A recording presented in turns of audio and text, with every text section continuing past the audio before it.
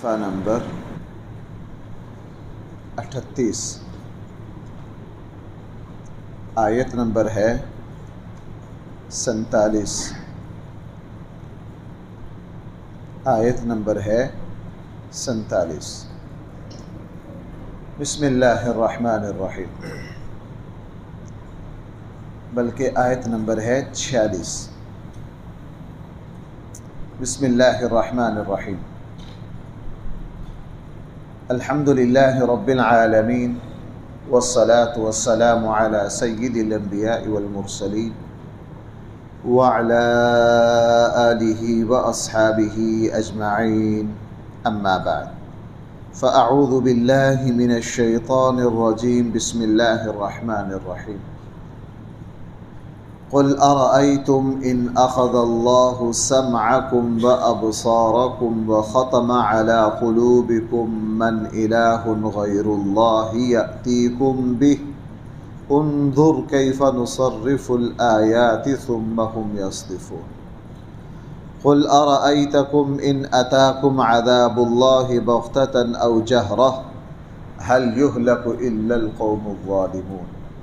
وما نرسل المرسلين إلا مبشرين ومنذرين فمن آمن وأصلح فلا خوف عليهم ولا هم يحزنون والذين كذبوا بآياتنا يمسهم العذاب بما كانوا يفسقون۔ صدق اللہ مولانا العظیم۔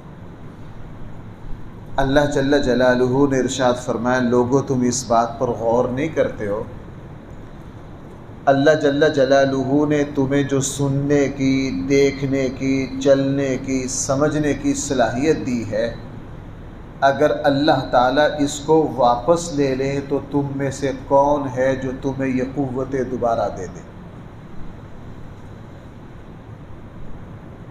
قرآن کریم کہیں یہ فرماتا ہے کہ یہ جو پانی ہے، اگر اللہ تعالیٰ اس پانی کو نیچے لے جائیں تو کون ہے جو تمہیں یہ پانی دے؟ قرآن کریم نے ایک جگہ ارشاد فرمایا، یہ جو میٹھا پانی پیتے ہو اگر اس کو کھارا کر دے اللہ تعالیٰ تو ساری دنیا مل کے اس کھارے پانی کو میٹھا نہیں بنا سکتی۔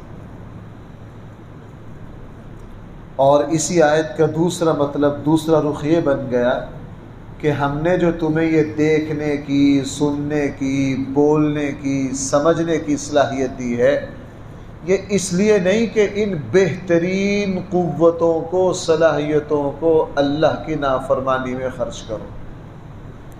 اگر تمہیں اللہ نے بولنے کا ملکہ دیا، یہ نہیں کہ سارا دن دنیا کی فضولیات، گپ شپ میں اس صلاحیت کو لگا دو، اس صلاحیت کو لگا دو۔ وہ جیسے ایک عربی شاعر نے بڑی پیاری بات کی ہے نا، اس نے کہا اگر اللہ نے تجھے خوبصورت آواز دی ہے تو میں قسم کھاتا ہوں کہ قرآن سے بڑھ کر اس خوبصورت آواز کا مصرف نہیں۔ قرآن کریم نے یہاں صرف دو چار باتوں کا ذکر کیا ہے، مراد یہ ہے کہ تمہاری جتنی صلاحیتیں ہیں، یہ ساری صلاحیتیں تم پر اللہ کا بہت بڑا انعام ہے، اور ان صلاحیتوں کو اللہ کی اطاعت اور فرما برداری میں لگاؤ، ان صلاحیتوں کو اللہ کی نافرمانی میں نہ لگاؤ۔ اس لیے تو حدیث میں ہے، نبی کریم صلی اللہ علیہ وسلم نے فرمایا کل قیامت والے دن جوانی کے بارے میں سوال ہوگا۔ جو حضرات 60-70 پر پہنچ جاتے ہیں ان سے پوچھئے کہ جوانی کی ایسی عمر ہے، اللہ جسم کو ایسی طاقت دیتے ہیں بندہ تھکتا ہی نہیں، جو چاہے کرتا رہے، ایسی مضبوطی کی عمر اللہ تعالیٰ دیتے۔ چونکہ جوانی ایک بہت بڑی نعمت ہے، اللہ تعالیٰ پوچھیں گے اس نعمت کو کہاں استعمال کر کے آئے ہو، کیسے کر کے آئے ہو؟ تو یہ جتنی بھی صلاحیتیں بھائی میرے اور آپ کے پاس ہیں، یہ اللہ کی عطا ہیں۔ ہر انسان، ہر مسلمان، ہر مومن کے لیے ضروری ہے کہ ان صلاحیتوں پر اللہ کا شکر بھی ادا کرے اور ان کو اللہ تعالیٰ کی اطاعت اور فرما برداری میں استعمال کرے۔ کم سے کم درجہ یہ ہے اللہ تعالیٰ کی طرف سے دی ہوئی قوتوں کو، صلاحیتوں کو اللہ کی نافرمانی میں استعمال نہ کرے۔ وہ ایک بہت بڑے عالم دین تھے، بہت عرصہ پہلے ان کا انتقال ہو گیا، آج سے کوئی 30 سال پہلے۔ ایک مرتبہ کوئی علمی تحقیق کر رہے تھے، کرتے کرتے ساری رات گزر گئی، سارا دن گزر گیا، رات کو سوئے تو آنکھ کا پردہ پھٹ گیا، اور فوراً جب بیدار ہوئے پتہ چلا تو کہا الحمدللہ میں نے اپنی ایک آنکھ کا حق ادا کر دیا، میں نے اپنی ایک آنکھ کا بھائی کیا کر دیا، حق ادا کر دیا۔ اس لیے تو صحابہ کرام پر حیرت ہوتی ہے، وہ جو صحابی ہیں حضرت معاذ اور معوذ جنہوں نے ابو جہل کو میدان بدر میں قتل کیا تھا، اب ان بچوں نے جب قتل کیا، ابو جہل پر حملہ کیا، تو ان کے بیٹے حضرت اکرمہ رضی اللہ عنہ جو اس وقت کافر تھے، باپ کی مدافعت اور بچانے کے لیے مقابلے پر آئے، اور انہوں نے جوابی حملہ کیا، تو یہ جو صحابی تھے ان میں سے ایک کا بازو کٹ گیا، ان میں سے ایک کا بازو کٹ گیا، اور بعد میں وہ فرمایا کرتے تھے کہ میں نے اپنے جسم کا یہ جو بازو کٹا ہے، میں نے اس کو اللہ کی راہ میں وار کر قربان کر کے اس بازو کا حق ادا کر دیا، اس بازو کا کیا کر دیا، حق ادا کر دیا۔ اس لیے اللہ تعالیٰ فرما رہے ہیں اگر تم یہ اللہ تعالیٰ میری طرف سے یہ ملنے والی نعمتوں کو میری نافرمانی میں استعمال کرو گے تو جناب پھر میں اس طرح پکڑ سکتا ہوں کہ تمہیں پتہ ہی نہیں چلے گا، میں اس طرح پکڑ سکتا ہوں کہ تمہیں پتہ ہی نہیں چلے گا۔ اور بھائی اللہ معاف فرمائے، روڈوں پر ہم دیکھتے ہیں، میں نے بھی کئی مرتبہ دیکھا، نوجوان الٹی سیدھی موٹر سائیکل چلا رہے، دوسروں کے ساتھ بدتمیزی کر رہے، پتہ نہیں کیا کیا حرکتیں کر رہے۔ اللہ نے وہ جوانی وہ قوت دی تھی، وہ اس لیے تھوڑی دی تھی، اچانک موٹر سائیکل ہاتھ سے نکلی، یہاں قرآن کہہ رہا اچانک ہم پکڑ لیتے، اچانک پکڑ لیا۔ اور اللہ معاف فرمائے اب وہی خوبصورت نوجوان جو یوں موٹر سائیکل کو روڈ پہ گھما رہا تھا، نہیں پرواہ، کسی کو لگے گی، کسی کو تکلیف ہوگی، اور اب وہ عجز اور بے بسی کا مجسمہ بن کے ایک بیماری کے بستر پر دوسروں کے لیے عبرت بن جاتا ہے۔ اس لیے اللہ جل جلالہ نے فرمایا ہم اس طرح اچانک پکڑیں گے کہ کسی کو پتہ نہیں چلے گا۔ اس لیے قرآن کریم نے ارشاد فرمایا قل، اے نبی صلی اللہ علیہ وسلم لوگوں سے یہ فرما دیجئے، ارأیتم، تم غور کرو اس پر، ان اخذ اللہ سمعکم، اگر اللہ تعالیٰ لے لے تمہاری قوت سماعت کو، وابصارکم، اور اگر اللہ تعالیٰ لے لے تمہاری دیکھنے کی صلاحیت کو، تمہارے آنکھوں کو، وختم علی قلوبکم، اور اللہ تعالیٰ تمہارے دلوں پر مہر لگا دے، من الہ غیر اللہ یأتیکم بہ، اللہ کے علاوہ کوئی اور خدا ہے، کوئی اور الہ ہے جو تمہیں یہ واپس دلوا دے، جو تمہیں یہ واپس دلا دے۔ انظر، آپ غور کیجئے اس پر، کیف نصرف الآیات، ہم کس طرح بار بار کھول کھول کر اپنی آیات بیان کر رہے ہیں، ثم ہم یصدفون، لیکن لوگ پھر بھی ان باتوں پر کان نہیں دھرتے۔ قل، آپ لوگوں سے فرمائیے، ارأیتم، تم غور تو کرو اس پر، ان اتاکم عذاب اللہ بغتۃ، اگر تم پر اللہ کا عذاب اچانک آ جائے، او جہرتاً، یا علی الاعلان آ جائے، هل یہلک الا القوم الظالمون، تو وہ ظالم لوگوں کو بالکل تباہ کر کے رکھ دے گا، وہ ظالم لوگوں کو بالکل تباہ کر کے رکھ دے گا۔ آگے نبی کریم صلی اللہ علیہ وسلم سے ارشاد فرمایا، اے نبی جی، ہم نے آپ کو اپنا نمائندہ بنا کر بھیجا ہے، آپ لوگوں کو ان کے مزاج کے مطابق نصیحت کرتے رہیے۔ نرم دل لوگ جو ہوتے ہیں وہ جب کوئی اللہ تعالیٰ کی طرف سے خوشخبری سنتے ہیں، نماز پڑھنے پر یہ اجر ملے گا، روزے پر یہ اجر ملے گا، زکوٰۃ پر یہ اجر ملے گا، فلاں نیکی پر یہ اجر ملے گا، فلاں پر یہ ملے گا، سلیم الفطرت لوگ ہوتے ہیں وہ اسی پر خوش ہو جاتے ہیں، بلکہ ان کے لیے اتنا ہی کافی ہو جاتا ہے جب ان کو وہ یہ سمجھتے ہیں کہ میرے اس عمل سے میرے اللہ راضی ہو رہے ہیں۔ جیسے مدینہ والوں نے جس وقت نبی کریم صلی اللہ علیہ وسلم کو مدینہ آنے کی دعوت دی، سارے خطرات کا ذکر ہونے کے بعد اللہ کے نبی سے معاہدہ کر لیا کہ آپ مدینہ منورہ تشریف لے آئیے۔ نبی کریم صلی اللہ علیہ وسلم سے پوچھا ہم ساری قربانیاں دیتے ہیں، ہمیں اس کے بدلے میں کیا ملے گا؟ رسول اللہ صلی اللہ علیہ وسلم نے فرمایا تمہیں جنت ملے گی۔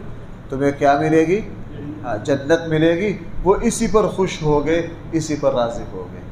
بہت سے لوگ ایسے ہوتے ہیں جو خطرات کو دیکھ کر ڈر جاتے ہیں، سود کھاؤ گے یہ سزا ہے، حرام کھاؤ گے یہ سزا ہے، شراب کی یہ سزا ہے۔ انبیاء علیہ السلام دونوں طرح ڈراتے ہیں، خوشخبری بھی دیتے ہیں، بشارتیں بھی دیتے ہیں، اللہ تعالیٰ کی طرف سے ملنے والے انعامات کو بھی بیان کرتے ہیں، اور بھائی ساتھ ساتھ اللہ تعالیٰ کی پکڑ، اللہ تعالیٰ کا عذاب، اللہ تعالیٰ کی طرف سے آنے والی سزاؤں سے کو بھی بیان کرتے۔ اس لیے فرمایا وَمَا نُرْسِلُ الْمُرْسَلِينَ، ہم نے جب بھی کسی رسول کو بھیجا إِلَّا مُبَشِّرِينَ، اس کو یا تو خوشخبریاں دینے والا بنا کر بھیجا، وہ منذرین اور اللہ سے ڈرانے والا بھی۔ اس لیے رسول اللہ صلی اللہ علیہ وسلم نے اپنی قوم کو منذر بھی تھے، ڈرایا بھی تھا۔ صرف فضیلتیں بیان کرنے سے کام خراب ہو جاتا ہے، بعض مرتبہ صرف فضائل بیان کرنے سے بھائی کیا ہو جاتا ہے؟ انسان غافل ہو جاتا ہے۔ فضائل آدمی کو بڑی جلدی غافل کرتے ہیں، بندہ سمجھتا ہے میں تو بڑی پہنچی ہوئی سرکار ہو گیا۔ جیسے وہ صحیح بخاری میں ہے نا کہ حضرت ابو ہریرہ رضی اللہ عنہ کو جب خوشخبری دی نبی کریم صلی اللہ علیہ وسلم نے کہ ابو ہریرہ جاؤ لوگوں کو بتا دو جو بھی اخلاص سے لا الہ الا اللہ پڑھتا ہے وہ ایک دن وہ جنت میں ضرور جائے گا۔ حضرت ابو ہریرہ خوشخبری دینے کے لیے آئے، آگے سے حضرت عمر رضی اللہ عنہ مل کے پوچھا کہاں جا رہے ہو؟ یہ بات بتانے جا رہا ہوں۔ حضرت عمر نے ابو ہریرہ کو روک لیا، یہ بات مت بتانا لوگوں کو، اور زبردستی ابو ہریرہ کو پکڑ کر رسول اللہ صلی اللہ علیہ وسلم کے پاس لے آئے۔ اللہ کے نبی نے پوچھا تو حضرت عمر نے عرض کیا اللہ کے حبیب جب یہ لوگ بات سنیں گے تو عمل سے غافل ہو جائیں گے۔ عمل سے کیا ہو جائیں گے؟ تو حضور نے حضرت عمر کی تائید فرمائی کہ باقی لوگ اس سے غافل ہو جائیں گے۔ اس لیے سب سے زیادہ فرائض کو بیان کرنا چاہیے کہ ایک مسلمان پر کیا کیا فرائض عائد ہوتے ہیں۔ تو فرمایا فمن آمن، جو شخص بھی ایمان لائے گا، وَأَصْلَحَ، اور اپنی تربیت اور اصلاح کرے گا۔ یہ قرآن کا بڑا جامع لفظ ہے اصلاح۔ ایمان لانے کے بعد بس ہاتھ پہ ہاتھ رکھ کے یہ بیٹھ جانا کہ میں تو مومن ہوں، یا میں تو سید ہوں، یا میں تو فلاں اس سے وابستہ ہو گیا ہوں۔ آج لوگ اتنے بڑے دعوے کرتے ہیں، اتنے بڑے دعوے کرتے ہیں، جی میں فلاں سلسلے میں چلتا ہوں، میں فلاں پیر صاحب سے بیعت ہوں، ہم سے زیادہ متقی کوئی پرہیزگار ہو ہی نہیں سکتا، میں فلاں شعبے سے وابستہ ہو گیا ہوں، میں فلاں جماعت سے وابستہ ہو گیا ہوں، اس لیے اب میں اس پر قسم کھاتا ہوں ہم سے زیادہ سیدھی راہ پر کوئی نہیں۔ یہ بہت جاہلانہ بات ہے، جاہلانہ بات ہے۔ حضرت حنظلہ رضی اللہ عنہ گھر سے نکلے یہ کہتے ہوئے کہ حنظلہ تو بھائی کیا ہو گیا ہے؟ منافق ہو گیا۔ مشہور حدیث ہے یا نہیں؟ حنظلہ تو منافق ہو گیا۔ آپ کو پتہ ہے حضرت حنظلہ میں نے کئی مرتبہ بیان کی یہ کس شخص کا بیٹا ہے؟ یہ اس بدبخت کا بیٹا ہے، خود سعادت مند عظیم الشان صحابی، میدان احد کے شہید، فرشتوں نے غسل دیا، لیکن اسی حنظلہ کا جو والد ہے وہ مسجد زرار کا بانی ہے، مسجد زرار کا بانی ہے، جس مسجد کو اللہ کے نبی نے آگ لگوائی، جس کا 11ویں پارے میں ذکر ہے والذین اتخذوا مسجدا ضرارا وکفرا وتفریقا بین المؤمنین۔ اب یہ ایسے عظیم الشان صحابی گھر سے نکلے کہ میں تو منافق ہو گیا ہوں، میں تو بھائی کیا ہو گیا ہوں۔ اس لیے اکثر صحابہ کے حالات میں یہ ہے آخری وقت میں رو پڑے۔ آخری وقت میں حضرت عمر بن عاص رضی اللہ عنہ آخری وقت میں اتنا روئے، فاتح مصر ہیں اور لمبی زندگی حضور کے ساتھ گزاری۔ بیٹوں نے کہا ابا جی آپ کیوں روتے ہیں؟ کہنے لگے بیٹا میرے اوپر 3 زمانے آئے ہیں، اب پتہ نہیں میرے ساتھ کیا ہونا آخر میں جا کے۔ میرا پہلا زمانہ کفر کا تھا، اگر میں اس پہ مر جاتا تو سیدھا جہنم میں جاتا۔ پھر اللہ نے مجھے ایمان کی دولت دے دی، میرا دوسرا زمانہ نبی کریم صلی اللہ علیہ وسلم کے ساتھ گزرا ہے، حضرت ابوبکر اور عمر کے ساتھ گزرا ہے، وہ میری زندگی کا بہترین زمانہ تھا۔ میری زندگی کا کیا تھا؟ بہترین زمانہ تھا۔ فرمایا پھر میرے اوپر تیسرا دور آیا جو آزمائشوں کا تھا، چونکہ حضرت عمر بن عاص رضی اللہ عنہ بعد میں جب حضرت امیر معاویہ کے زمانے میں اختلافات ہوئے نا تو زندہ تھے، حضرت امیر معاویہ رضی اللہ عنہ کے ساتھ تھے۔ فرمایا پھر تیسرا دور آیا، ہم میں اختلاف ہو گیا، اب ہم ڈرتے ہیں۔ پہلے دور کفر والے سے تو اللہ نے بچا لیا، لیکن اب ہمارے یہاں اختلاف ہو گیا، اللہ تعالیٰ کو اس اختلاف کا جواب دینا ہے۔ اب فاتح مصر ہیں، اللہ کے نبی صلی اللہ علیہ وسلم کے بڑے درجے کے صحابہ میں ہیں، لیکن زندگی کے آخری حصے میں آپس میں اختلافات ہوئے، اس پر ڈر رہے ہیں۔ اس پہ کیا کر رہے ہیں؟ ڈر رہے ہیں۔ یہ حضور کے صحابہ ہیں، اور اب ہم میں سے ہر کوئی ماشاءاللہ اتنا کہ مطمئن ہوتا ہے، اتنا کہ مطمئن ہوتا ہے، وہ کسی پیر سے بیعت ہو جائے، کسی جماعت سے وابستہ ہو جائے، وہ کہتا ہے جناب مجھ سے زیادہ ہدایت یافتہ تو کوئی ہے نہیں، ساری دنیا گمراہ ہے، بس میں اکیلا سیدھی راہ پہ کھڑا ہوں۔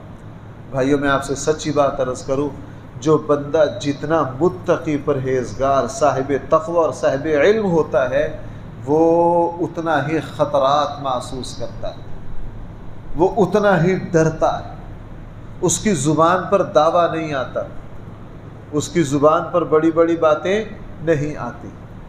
اس لیے یہاں فرمایا فمن آمنا، جو شخص ایمان لے آیا، وَأَصْلَحَ، پھر اصلاح بھی کرتا رہا، ہر وقت اپنے آپ کو ناقص سمجھ کر اپنی تربیت بھی کرتا رہا، اور اس کی نظر اپنی خامیوں پر رہی، بڑھاپے تک وہ یہی سمجھتا رہا کہ میں نالائق ہوں، میرے عملوں میں کھوٹ ہے، میرا علم بہت ناقص ہے۔ فمن آمنا، جو شخص ایمان لایا، وَأَصْلَحَ، اور اپنی اصلاح کرتا رہا، اپنے آپ کو قابل تربیت سمجھتا رہا، فلا خوف علیہم، ان لوگوں پر نہ کوئی خوف ہے، ولا هم یحزنون، اور نہ یہ غمزدہ ہوں گے۔ میں نے کئی مرتبہ عرض کیا خوف کا تعلق زمانہ حال سے ہے، زمانہ یعنی دنیا میں ان کو کسی طرح کی خوف نہیں ہوگا، ولا هم یحزنون، اور وہ مرنے کے بعد کسی طرح سے غمزدہ بھی نہیں ہوں گے۔ ہاں والذین کذبوا بآیاتنا، جن لوگوں نے ہماری آیات کا انکار کیا، آیات سے مراد قرآن کی آیات بھی ہو سکتی ہیں، اور آیات سے مراد اسلام کے احکام بھی ہو سکتے ہیں، جنہوں نے ہمارے احکامات کا انکار کیا، قرآن کی آیات کا انکار کیا، یمسہم العذاب، ان کو عذاب ضرور پکڑے گا، بما کانوا یفسقون، اس وجہ سے کہ وہ اللہ کی نافرمانی کرتے رہے ہیں۔ اللہ تعالی ہم سب کو قرآن کریم کے صحیح سمجھ عطا فرمائے۔ الحمدللہ رب العالمین، والصلاة والسلام علی سید الانبیاء والمرسلین، وعلی آلہ واصحابہ اجمعین۔ ربنا آتنا فی الدنیا حسنہ وفی الآخرة حسنہ وقنا عذاب النار۔ صلی اللہ تعالی علی خیر خلقہ سیدنا و مولانا محمد وآلہ واصحابہ اجمعین۔ بھائی ذرا ایک دعا کر دیجئے، بچوں کے مجھے لگتا ہے امتحان ہے، ہر روز 2-4 بچے آ جاتے ہیں، مجھ صاحب ہمارے لیے دعا کریں اللہ ہمیں کامیاب کر دے۔ 3 دنوں میں مجھے بڑے طالب علموں نے کہا بھائی سب کے لیے دعا کر دیجئے، جتنے بچوں کے امتحانات ہو رہے ہیں اے اللہ سب کو کامیابیاں عطا فرما، سب کو کامیابیاں عطا فرما، سب کو مثبت انسان بنا، سب کے مستقبل کو روشن کر دے، اور ان سارے بچوں کو اے اللہ نیک صالح بنا دے، صحیح مسلمان بنا دے۔ اے اللہ ان سب بچوں کو امتحان میں کامیابی عطا فرما۔ صلی اللہ تعالی علی خیر خلقہ سیدنا و مولانا محمد وآلہ واصحابہ اجمعین برحمتہ۔